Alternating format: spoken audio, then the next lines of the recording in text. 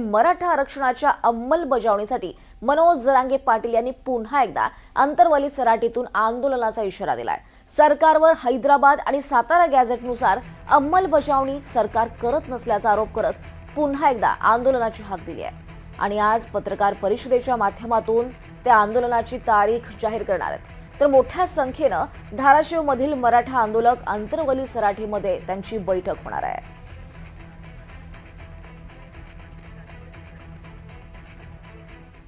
यानंतर बातम्यांचा वेगवान आढावा घेणार आहोत। बातमी तालुक्याची, बातमी जिल्ह्याची मधून।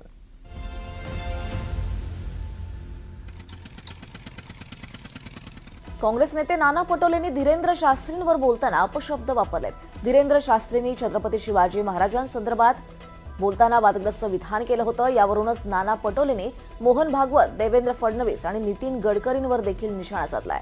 भंडाऱ्यातील वैनगंगा नदीपात्रात नाना पटोलेंसह अनेक कार्यकर्ते आंदोलनात सहभागी झाले होते।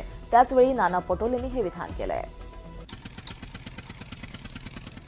संभाजीनगर जिल्हा नियोजन समितीच्या बैठकीत काँग्रेस खासदार कल्याण काळे आणि पालकमंत्री संजय शिरसाट यांच्यात बाचाबाची झाली आहे। कल्याण काळे मुद्दा मांडत असताना पालकमंत्र्यांनी अडवल्याचा आरोप त्यांनी केलाय। या बैठकीत येण्याचा मला संविधानिक अधिकार असल्याचं काळे म्हणाले।